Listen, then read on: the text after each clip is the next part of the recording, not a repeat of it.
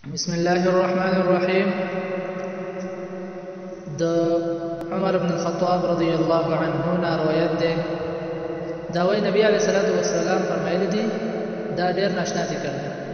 وی من توضأ فاحسن الوضوء، چا چې اودس وکړو خو اودس یې داسې وکړو خیسته اودس یې وکړو، خیسته اودس معنا چې هر اندامې صحیح وینځلو.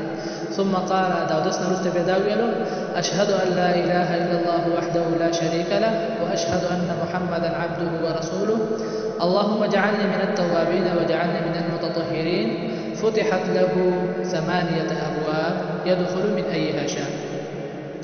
د دې حدیث لړ مقصد دا دی چې دا دعا ویله دا دعا چې کومه دا هر انسان له پکار چې دا زده کی اشهد ان لا اله الا الله وحده لا شريك له تر اخره پورې.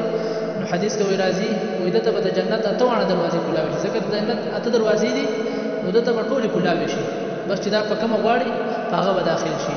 نو الله دې وکړي چې مونږ دا دعا زده کو او به د هر او داسنه پس دا مونږ عملي کړو، ځکه دا ډېر بهترینه ذکر دی او بل په دې کې زموږ لپاره خیر دی، اجرونه دې پکې. نو دې لپاره باید چې موږ دا یو ناشنا ذکر دا باید زده کو او دې په معنا باندې هم ځان پوي کو. صلی الله تعالی علی خیر خلق محمد صلی الله